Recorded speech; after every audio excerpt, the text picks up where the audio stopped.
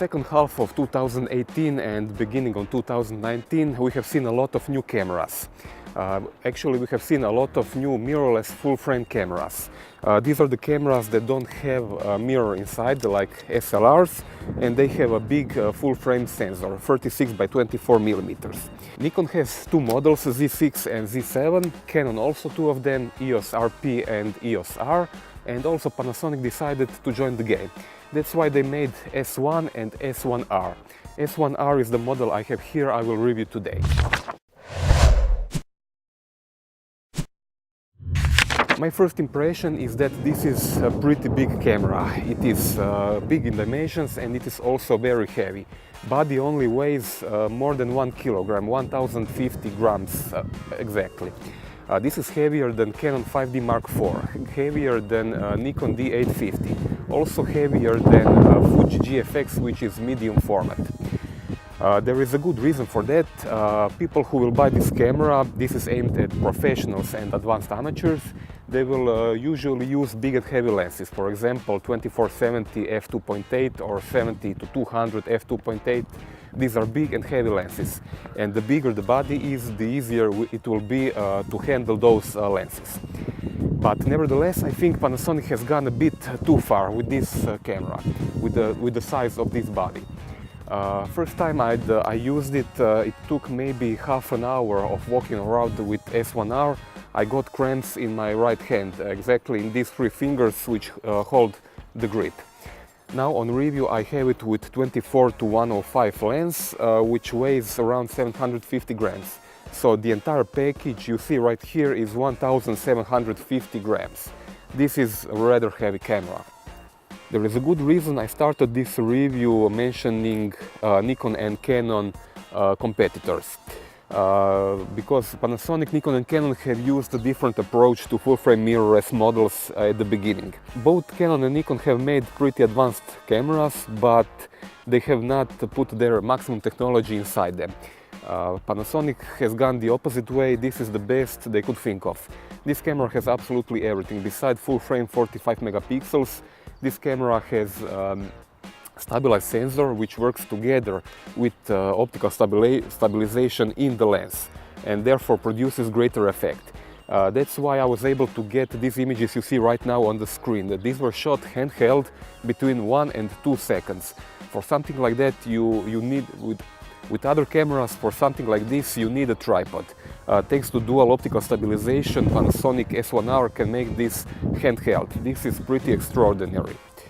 Also, this camera records 4K 60p video with full set of manual features, also 180 frames per second full HD, slow motion, there is time-lapse, there is slow motion, there is pretty much every video feature you can think of, it is built inside this camera.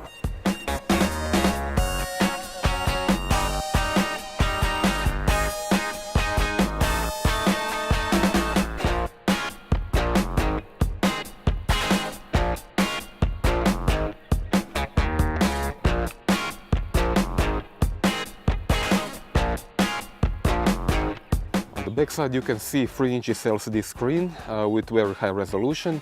It is very bright, you can customize brightness in 6 levels or leave it in automatic mode. The screen is tiltable 90 degrees upward and 45 degrees down. It also has this side hinge, which is a clever thing to do. We've seen this on Fuji cameras already. This is great when you are shooting vertical images, let's say from a low angle, you can see up what's happening. But sadly, this is maybe not the best solution for recording video. For video you would probably want to have LCD which is side articulated so you can see yourself while you are filming. This is something you cannot do on this camera. Above the LCD you can see an EVF, electronic viewfinder, which has very high resolution, more than 5 million pixels. It is extremely detailed, and when looking at the EVF, it is like looking at in real life. You can also set the EVF to 120 frames per second refresh rate. Great stuff for tracking moving objects. What you probably want to know is how good focus is during video recording. And I can tell you Panasonic made a really good progress. As you can see, it has no problem moving focus points from distant to close-up thin. But still, I have noticed it is not maybe as good as dual pixel on Canon cameras.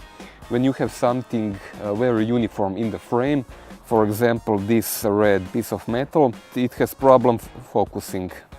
So yes, there is still something to improve, but this is definitely better than G9 and GH5.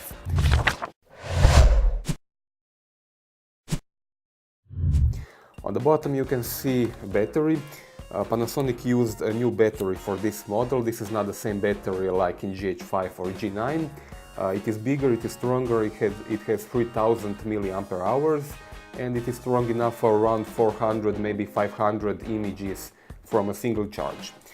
This battery can be charged in external charger, which is part of the retail package, and you can also charge it inside the camera. The best thing is that you can simultaneously charge the battery and use the camera. Very few cameras on the market can do that. On the right side there is memory card compartment. This camera has two memory cards. One is for XQD memory cards and the second one is for SD memory cards. It supports faster speed UHS 2, which is more than good enough for 4K 60p video and 45 megapixel images that this camera can record.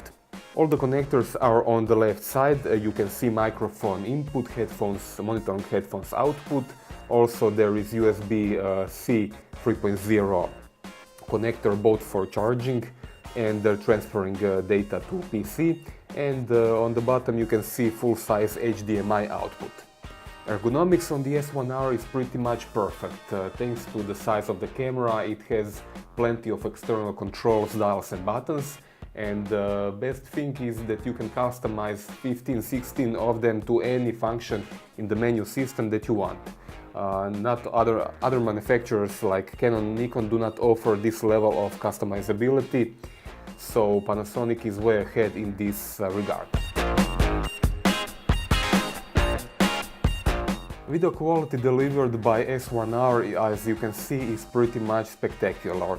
It is very detailed, there are no artifacts in recordings and the colors look splendid. I didn't expect anything less from Panasonic.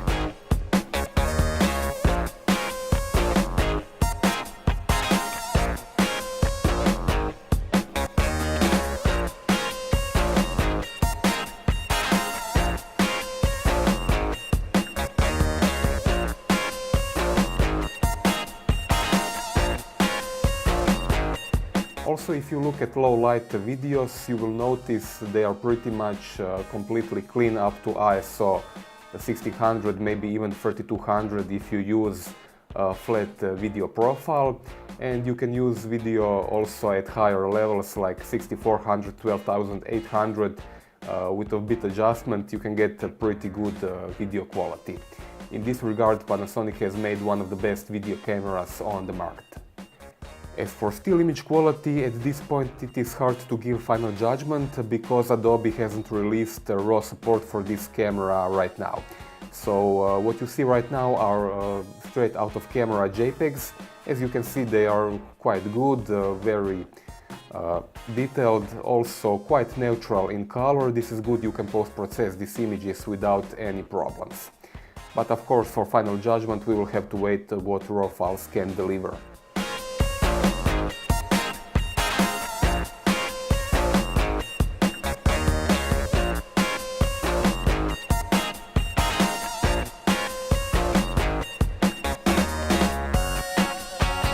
At the end, I am under impression Panasonic has made what is probably the best mirrorless, full-frame mirrorless on the market today.